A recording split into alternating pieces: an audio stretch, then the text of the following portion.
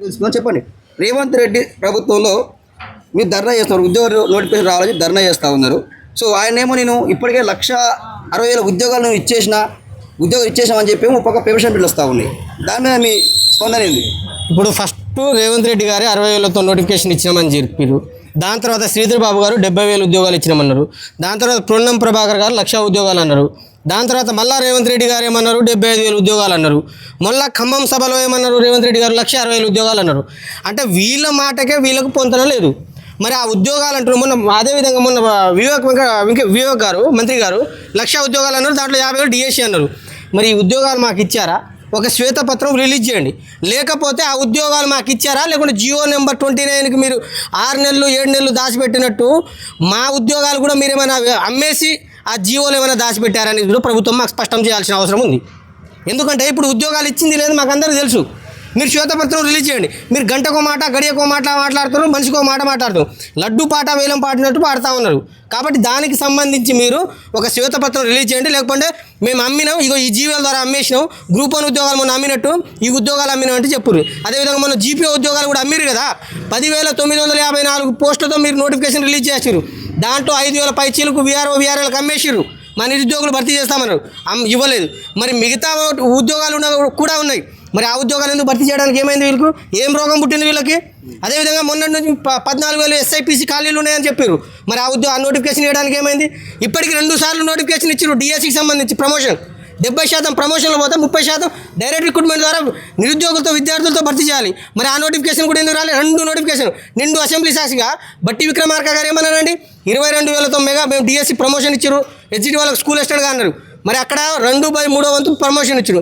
1/3 వంతు భర్తీ చేయాల్సిన 900 పోస్టులు 9,000 పోస్టులు స్కూల్ అసిస్టెంట్ ఖాళీ ఉన్నాయి. మరి మొన్న 5,400 పోస్టులు ప్రమోషన్ ఇచ్చారు. దాంట్లో 3,454 పోస్టులు స్కూల్ అసిస్టెంట్గా ప్రమోషన్ ఇచ్చారు. మరి అక్కడ 2/3, అక్కడ 1,700, మా 30% భర్తించారు. అంటే 2 సార్లు మీకు నోటిఫికేషన్ ఇచ్చారు. మా నిరుద్యోగులతో భర్తీ చేయాల్సిన 10,700 స్కూల్ అసిస్టెంట్ పోస్టులు, అదేవిధంగా ఎస్జిటికి సంబంధించి 16,000 పోస్టులు, మొత్తం 35,000 పోస్టులతో డిఎస్సి నోటిఫికేషన్ రావాలి. ఎటుపోయింది మీ డిఎస్సి? మరి అవి కూడా ఎస్జిటి టీచర్లు అమ్ముకున్నారా, ఉపాధ్యాయ సంఘాలకు అమ్ముకున్నారా? ఈ రాష్ట్ర ప్రభుత్వాన్ని మేము డిమాండ్ చేస్తాను. మరి నోటిఫికేషన్ ఇవ్వడానికి ఏమైంది? అంటే వాళ్ళకైతే మీరు ఇచ్చేస్తారు, డబ్బులు ఏడ దొరికితే వాళ్ళకి మాత్రం నోటిఫికేషన్ ఇస్తారు. మా దగ్గర నిరుద్యోగుల దగ్గర డబ్బులు రాలేవని చెప్పేసి నోటిఫికేషన్ ఇస్తలేవా? ఈ అన్నిటికీ సమాధానం ప్రభుత్వం చెప్పాలి. మేము గ్రూప్ 1 అమ్ముకోలేదు, మేము ఏ ఉద్యోగాలు అమ్ముకోలేదు, మేము ట్రాన్స్పరెంట్గా ఇస్తున్నామని చెప్పేసి ప్రభుత్వం చెప్తున్నాయిగా. మీరు గంటకో లెక్కలు చెప్తున్నారు. ఆ అన్నిటికీ సమాధానం చెప్పాల్సిన అవసరం ఉంది ప్రభుత్వం. ఎందుకంటే మేము చెప్పినది ప్రతిదీ లెక్కలతో సహా చెప్పింది, నేను కల్పించి చెప్పింది కాదు ఇది. ఇవాళ జీపీఓ నోటిఫికేషన్ కానీ, ఎస్ఐపిసి నోటిఫికేషన్ కానీ, డిఎస్సి నోటిఫికేషన్ కానీ, ఈ విధంగా చెప్పుకోవాలంటే పవర్ సెక్టార్లో ఖాళీలు ఉన్నాయి, అగ్రికల్చర్ సెక్టార్లో ఖాళీలు ఉన్నాయి. ఈ విధంగా అన్ని సెక్టార్లలో ఖాళీ ఉన్నాయి. అన్ని నోటిఫికేషన్ 2 లక్షల నోటిఫికేషన్ భర్తీ చేయాలి. దానికి సంబంధించి జాబ్ క్యాలెండర్ ఇలా రాజస్థాన్లో 1,00,000 ఉద్యోగాలకు సంబంధించి మేము నోటిఫికేషన్ ఇస్తామని ఆ రోజు మేనిఫెస్టోలో పెట్టారు. దానికి సంబంధించి జాబ్ క్యాలెండర్ క్లియర్ కట్గా పెట్టారు. ఎప్పుడు నోటిఫికేషన్ ఇస్తున్నావు, ఎప్పుడు అప్లై చేసుకోవాలి, ఎప్పుడు ఎగ్జామ్ పెడుతున్నావు, ఎప్పుడు నువ్వు రిజల్ట్ అనౌన్స్ చేస్తున్నావు, ఎప్పుడు వాళ్ళకి తీసుకుంటున్నావు, ఎన్ని పోస్టులు ఖాళీలు ఉన్నాయి, జిల్లాల వైజ్గా కమ్యూనిటీ వైజ్గా అన్ని క్లియర్ కట్గా ఇచ్చారు. ఆ విధంగా 1,00,000 ఉద్యోగాలను మేనిఫెస్టోలో పెట్టారు. అదేవిధంగా దానికి సంబంధించి జాబ్ క్యాలెండర్ రిలీజ్ చేశారు. మీకేం పుట్టింది? ఏం రోగం పుట్టింది మీకు? 2 లక్షల ఉద్యోగాలు మొన్న బీసీఆర్ కమిటీ చెప్పినట్టు 1,90,000 ఉద్యోగాలని సంబంధించి మీకు నోటిఫికేషన్ ఇవ్వడానికి, జాబ్ క్యాలెండర్ రిలీజ్ చేయడానికి ఏమైంది ప్రభుత్వానికి?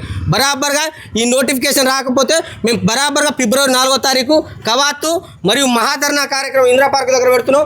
దీనికి గ్రామ స్థాయి నుంచి ప్రతి ఒక్కరు కదిలి రావాలి నిరుద్యోగులారా. ఎందుకంటే మొన్న మనం మెరుపు ధర్నాలు చేసినాం, దాంట్లో కదలిక వచ్చింది.